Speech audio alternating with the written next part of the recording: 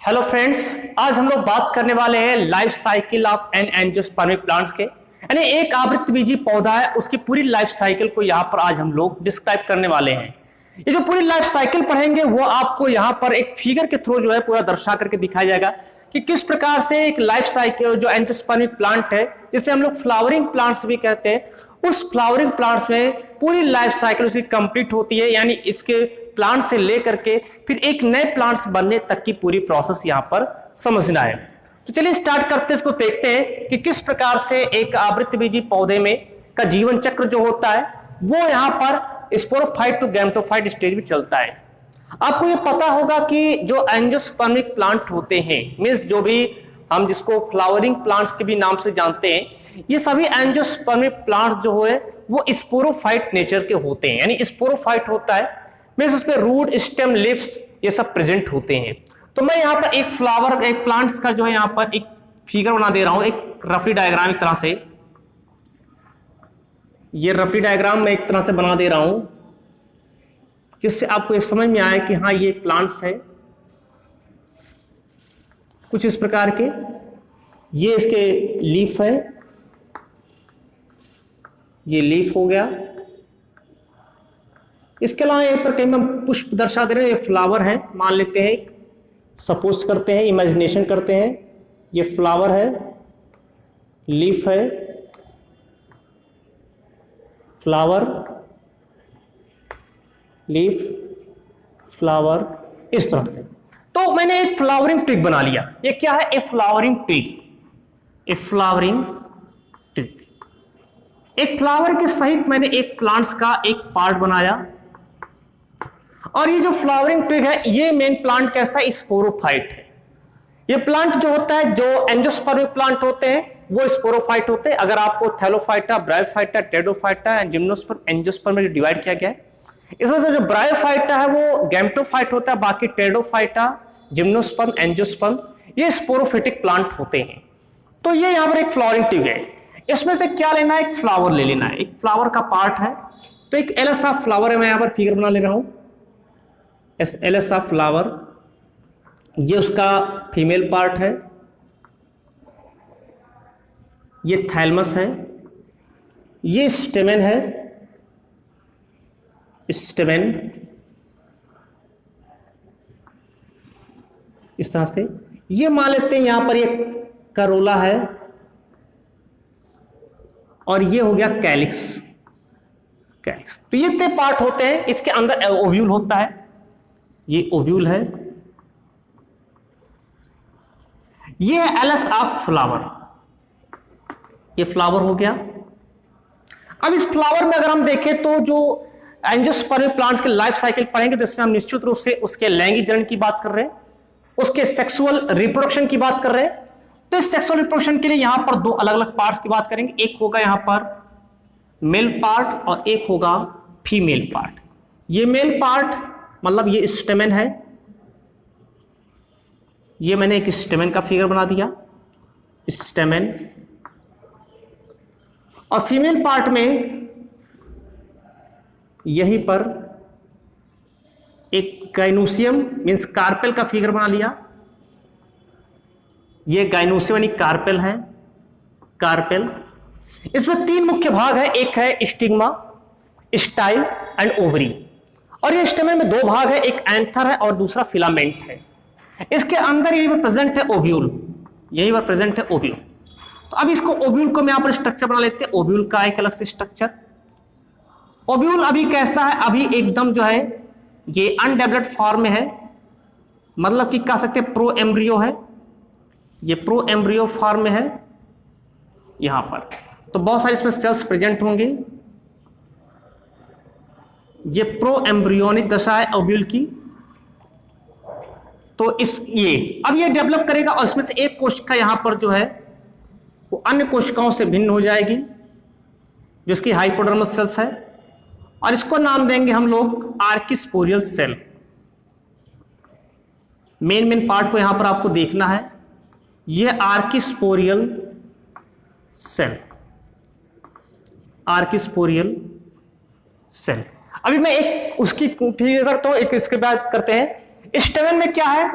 स्टेमन के पास है यहां पर जो है एक एंथर है, एंथर को अगर सेक्शन काटा जाए तो जब आप एंथर को सेक्शन काटते हैं यूजुअली बाइलोब्ड विथ 4 चैम्बर्ड होता है एंथर। बट अगर हम गुड़हल में देखें यानी मालवेसी फैमिली के सदस्यों में देखें तो वहां पर जो लोब्ड होता है वो एक होता है, यानी यूनिलोब्ड होते हैं एंड बाई चैम्बर्ड होते हैं। लेकिन यूजुअली हम बात करें प्राय तो बाइलोब्ड विथ 4 चैम्बर्ड होते हैं। तो एंथर, तो ये एंथर का एक फिगर यहां पर, इसका डेवलपमेंट मान लेते हो गया है।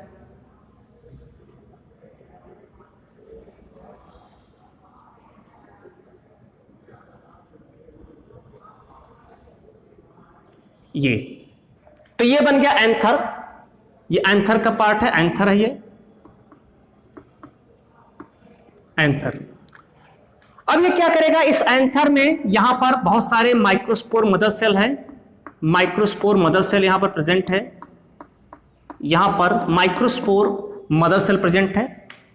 इसकी बात करेंगे। अब ये आर्किस्पोरियल सेल में क्या होगा, डिवीजन होगा और डिवीजन होकर के यहां पर एक से, तो जो आर्किस्पोरियल सेल है इस आर्किस्पोरियल सेल में 1 से 2 सेल बनेंगे।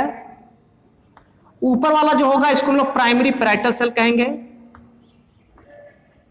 Primary parietal cell. और जो नीचे वाला है इसको हम लोग कहेंगे मेगा स्पोरोजिनस सेल। ये जो यहां देख रहे हैं इसमें भी डेवलपमेंट इसी प्रकार से होता है, लेकिन बहुत लंबी प्रक्रिया हो जाती है, इसीलिए मैंने इसको डायरेक्ट जो है यहां पर दर्शा दिया है। अब यहां पर एक रिडक्शनल डिवीजन होगा, जो मेगास्पोर मदर सेल है, प्राइमरी पैराइटल सेल समाप्त हो जाएगा और मेगास्पोर मदर सेल से रिडक्शनल डिवीजन होगा और इसमें भी एक रिडक्शनल डिवीजन होगा, यानी यहां पर मियोसिस सेल डिवीजन की प्रक्रिया होगी। ये मियोसिस हो गया, मियोसिस, इसे हम लोग रिडक्शनल डिवीजन के नाम से भी जानते हैं। और यहां पर भी एक मियोसिस होगा इस मेगास्पोरोजिनस सेल, जो कि मेगास्पोर मदर सेल बनाएगा। थोड़ा सा अगर इसको और आगे बढ़ाएं तो बढ़ा सकते हैं, इसमें मेगास्पोर मदर सेल बना लेते हैं पहले एक, ये है, समाप्त हो गया। अब ये जो मेगास्पोरोजिनस सेल था ये मेगास्पोर मदर सेल बन गया, मेगास्पोर मदर सेल बन गया। इसमें भी ये जो है इसको हम लोग मेगास्पोर मदर सेल कहते हैं, ये भी मेगास्पोर कह रहे हैं। माइक्रोस्पोर मदर सेल ये माइक्रोस्पोरोजिनस सेल से बना हुआ है, ये ध्यान रखना है। यहां पर माइक्रो शब्द का यूज करते हैं जबकि फीमेल में मेगा शब्द का यूज करते हैं, तो इसको हम डायरेक्ट यहां लिख रहे हैं microspore mother cell, microspore mother cell बना। अब इस माइक्रोस्पोर मदर सेल से रिडक्शनल डिवीजन होगा यानी मियोसिस होगा। तो मियोसिस की प्रक्रिया में यहां पर जो है ये एक, चूंकि ये डाइकॉट है, मान लिया ये डाइकॉट है क्योंकि मेनली हम लोग डाइकॉट ही पढ़ाते हैं, तो यहां पर जो सेल डिवीजन होगा वो यहां पर सिमल्टेनियस टाइप होगा, सिमल्टेनियस टाइप। अगर मोनोकॉट की बात करते तो यहां सक्सेसिव टाइप से दर्शाते, तो मैंने यहां पर मियोसिस सेल डिवीजन यहां पर सिमल्टेनियस टाइप है और ये बन गया एक टेट्राहेड्रल टेट्राहेड्रल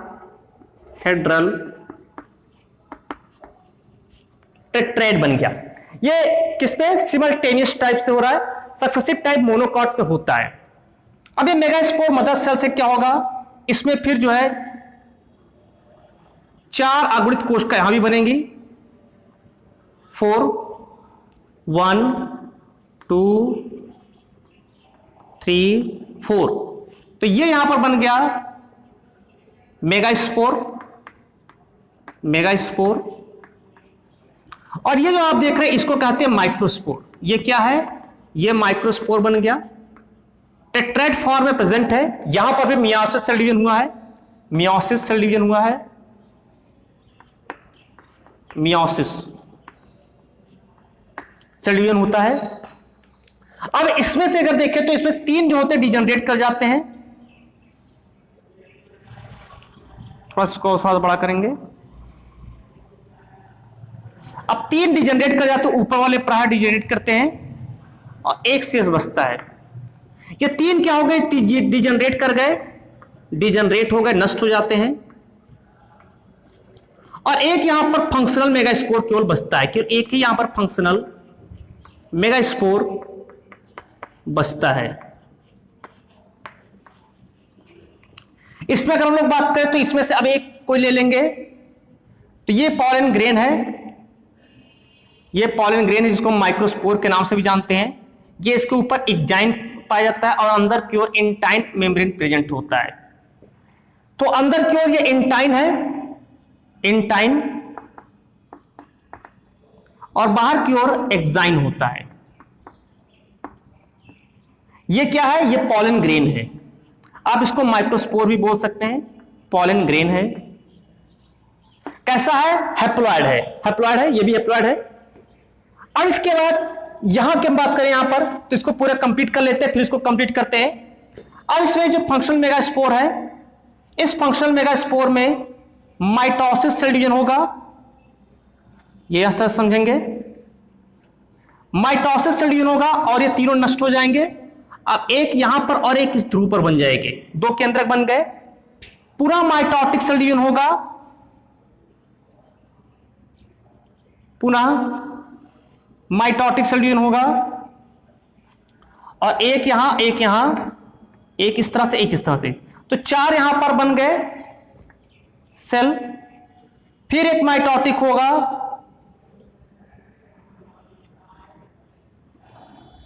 और एक, दो, तीन, चार, 5, 6, 7, 8, तो इस तरह से यहां पर बन गए।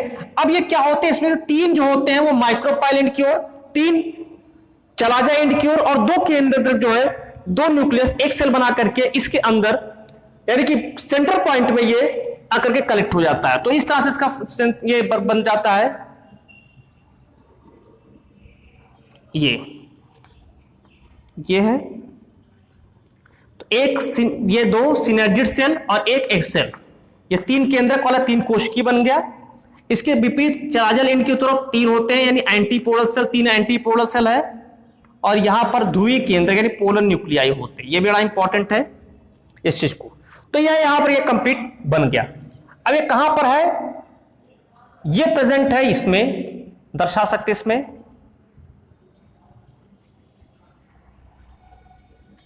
जिस तरह से ये, तो ये कहां पर प्रेजेंट है? यहां पर प्रेजेंट है।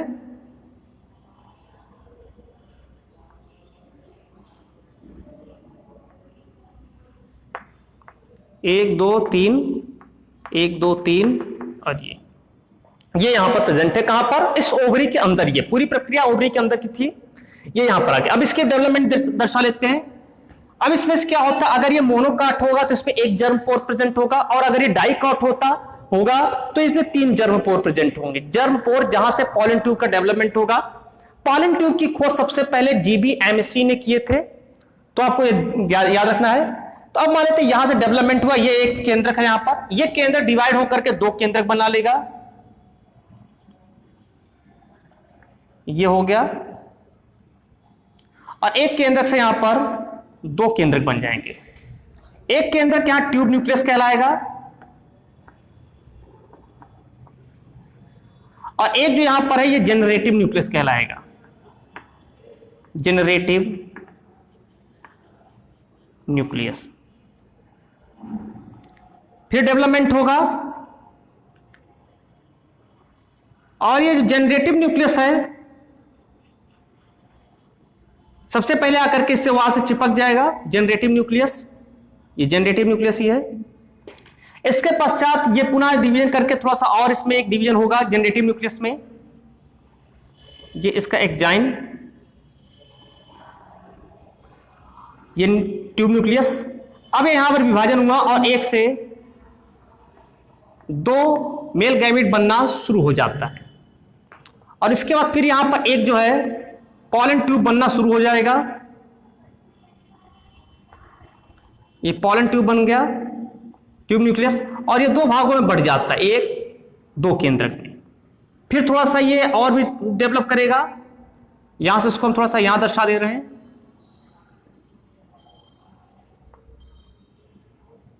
ये एक्साइन हो गया, और ये एक केंद्रक, दो केंद्रक यहां पर बन गया, यानी यहां पर अब दो मेल गैमीट बन गए। ये क्या है? ये एक्चुअल में दो मेल गैमीट हैं, मेल गैमीट है। यहां तक क्लियर हो गया? अब ये आएगा, इस पर आएगा तो बहुत सारे इस पर प्रेजेंट होंगे,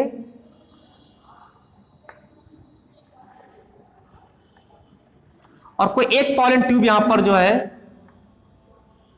प्रवेश करेगा, और इस तरह से साथ में इसके पास दो मेल गैमीट हैं, दोनों मेल गैमीट यहां पर प्रेजेंट हो जाएंगे, यानी ये इस पोजीशन पर आ गया। अब ये यहां से जो ये प्रोसेस है डेवलप हुआ, अब यहां फर्टिलाइजेशन हो गया, यानी यहां पर फर्टिलाइजेशन की प्रोसेस हो रही है, फर्टिलाइजेशन, ये फर्टिलाइजेशन हुआ, और सिनगैमी की प्रक्रिया भी इसको कह सकते हैं, सिनगैमी हो रहा है फर्टिलाइजेशन। इस फर्टिलाइजेशन के द्वारा यहां पर, इसकी हम केवल बात करेंगे, यहां पर ये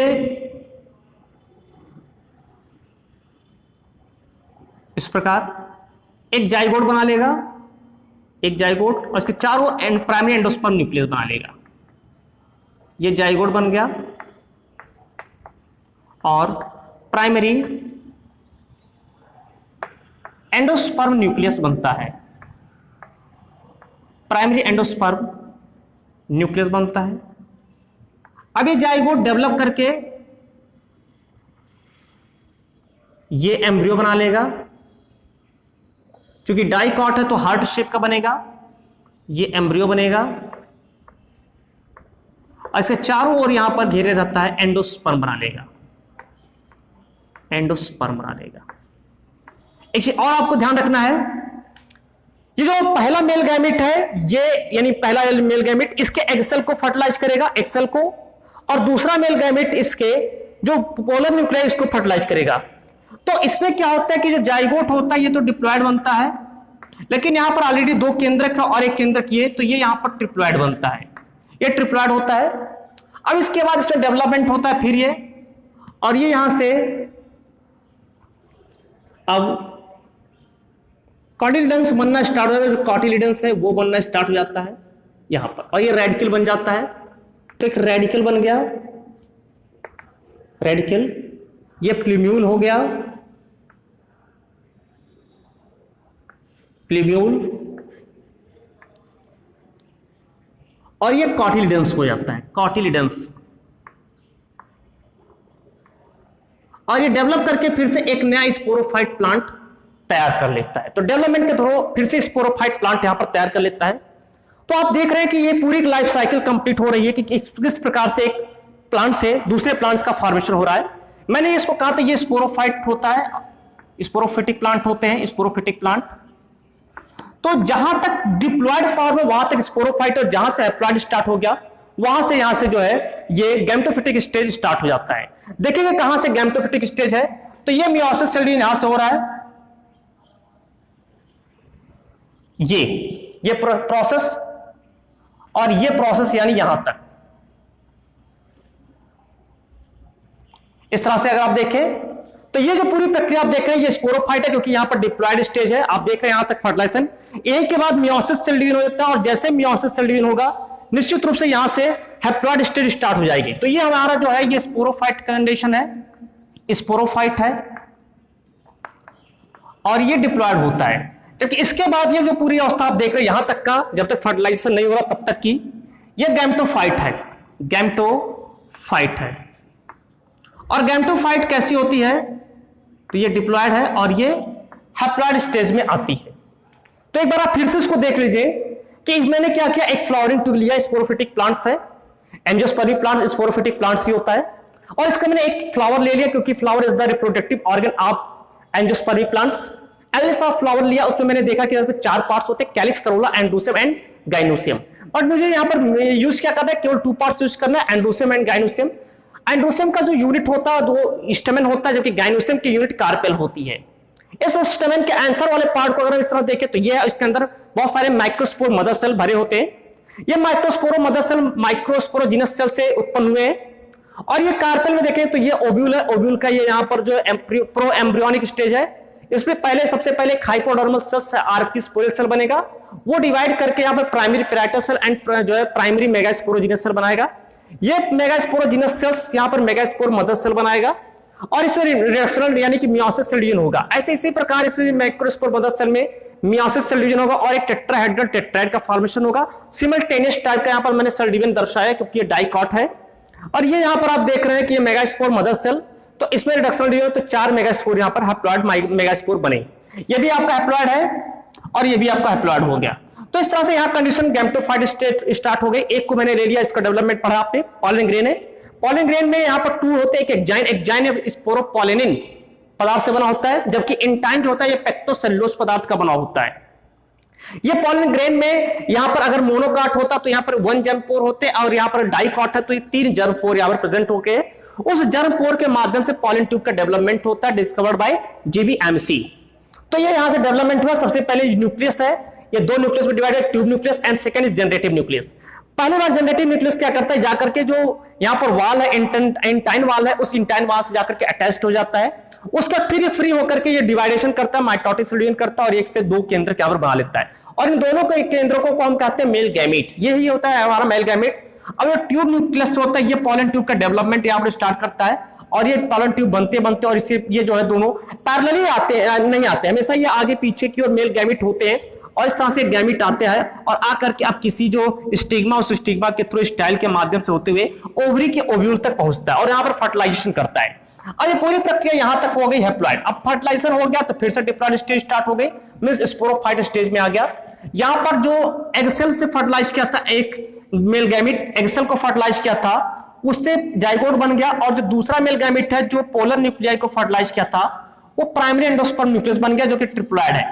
ये जाइगोट डेवलप करके एम्ब्रियो बनाएगा और ये प्राइमरी एंडोस्पर्म न्यूक्लियस से एंडोस्पर्म बनेगा, ट्रिप्लॉइड एंडोस्पर्म बनेगा। ये एंडोस्पर्म क्या करेगा, ये एंडोस्पर्म इस एम्ब्रियो को न्यूट्रिशन देगा क्योंकि इसके पास न्यूट्रिटिव सब्सटेंस है, ये अपना न्यूट्रिशन इसको एम्ब्रियो को देगा। और उसके बाद ये एम्ब्रियो डेवलपमेंट के थ्रू जो है यहाँ पर रेडिकल एंड प्लूम्यूल का डेवलपमेंट होगा और बाद में कॉटिलिडन्स बनेगा यहाँ पर, और वो आगे चलकर डेवलप करके सीड बनेगा और सीड से एक नए प्रकार का जो है फिर से एक स्पोरोफिटिक प्लांट्स का यहाँ पर कंप्लीट तैयार हो जाता है। तो ये पूरी लाइफ साइकिल थी एंजियोस्पर्मिक प्लांट्स की। आप किसी भी एंजियोस्पर्मिक प्लांट्स को आप पढ़ेंगे इसी प्रकार से यहाँ पर उसकी लाइफ साइकिल आपको देखने को मिलेगी। तो ये पूरी लाइफ साइकिल आपने देखा। अगर आपको ये वीडियो पसंद आया हो तो चैनल को सब्सक्राइब जरूर करिएगा और इस वीडियो को लाइक जरूर करिएगा। मिलते हैं इसके बाद फिर एक नए वीडियो के साथ, तब तक के लिए थैंक यू सो मच।